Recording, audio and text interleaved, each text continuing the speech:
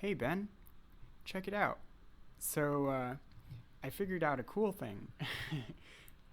I'm using manycam and in a separate window PowerPoint.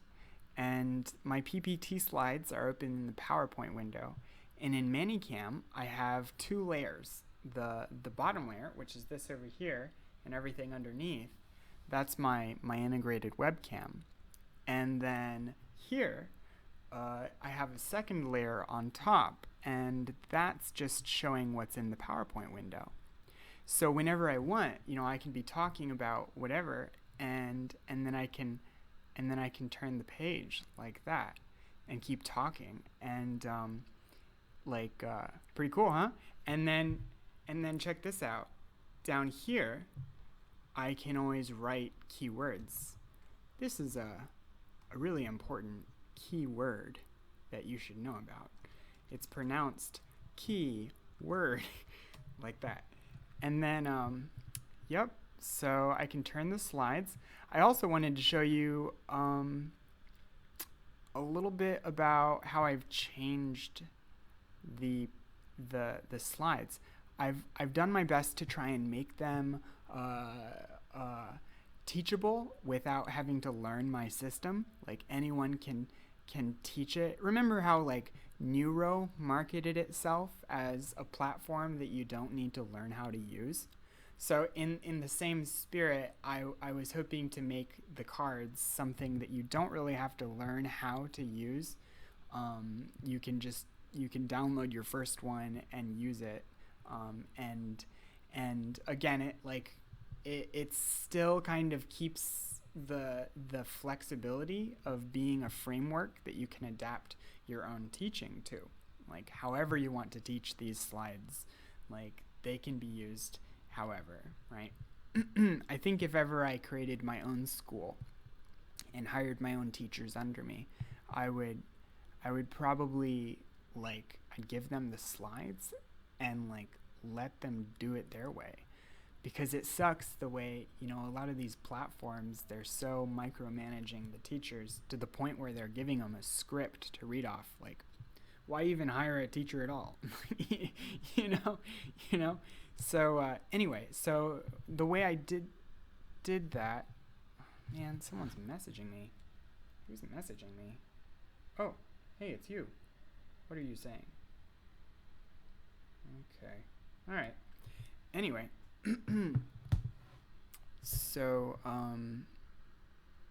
yeah, I got rid of the project, and I pretty much got rid of the outline. um so you don't have to know anything about outlining, and at the end you don't need to put together an intro or a conclusion or a project, you know. So this is how it goes. We start with a topic, and then a question to activate interest in the topic, and to kind of get them, lead them to what we're going to be talking about, get them into the topic, and then this can be kind of like reading. We can read it together, and the teacher can listen and identify some deficiencies in pronunciation and do some focused drills just for a minute or two. And yeah, again, a little bit of reading. And then I added this down here at the bottom of each reading section. There's a kind of a half reflection question, something that's just something quick to talk about or ask about, to give the student a chance to expand and produce original language, and speak their own sentences. And then a reflection question, again with these emoji, which would help the student with comprehension, and also to lead discussion if they come to a dead end. You could be like, oh, well, what's this, how do you use it, or what is it for, why.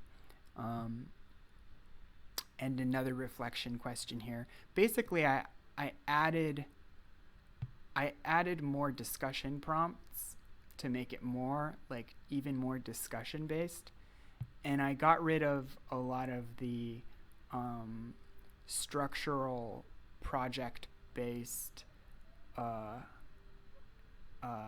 elements to make them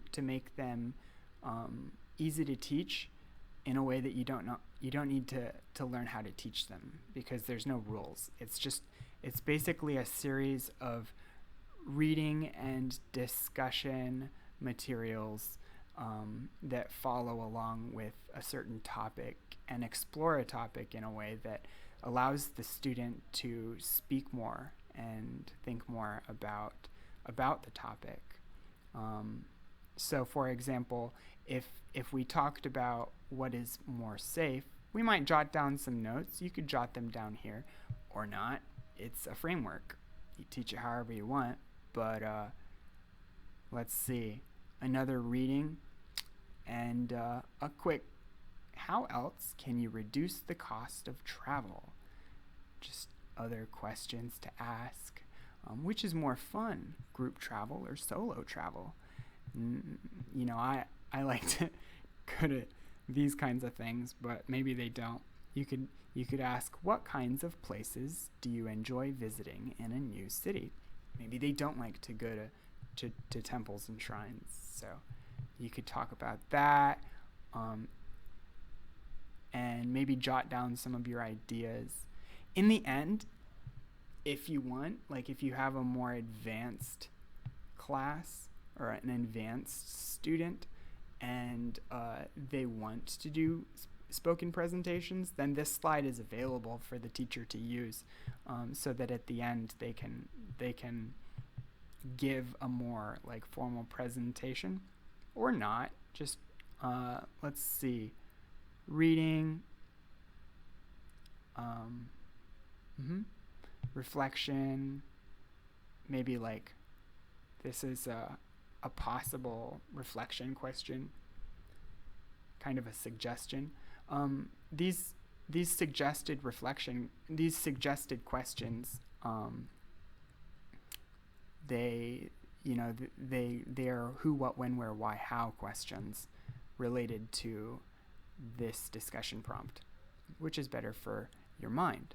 The teacher might ask, where can you go when you want to be alone? Or how do you feel when you travel alone? Where? Oh, and this is kind of like the conclusion question. This will end the lesson, give them something more to think about. Where would you like to travel to? Solo or in a group? This question is meant to like wrap things up.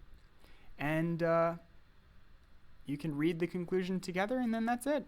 There's no presentation or project, although the elements are still in there for the teacher to do that if they want. But it's more of a loose framework of discussion prompts designed to create a conversation rather than create a project. Interesting, huh? And really cool about this awesome technology. I think I would love to use I, how, am, were. I don't know what I'm writing.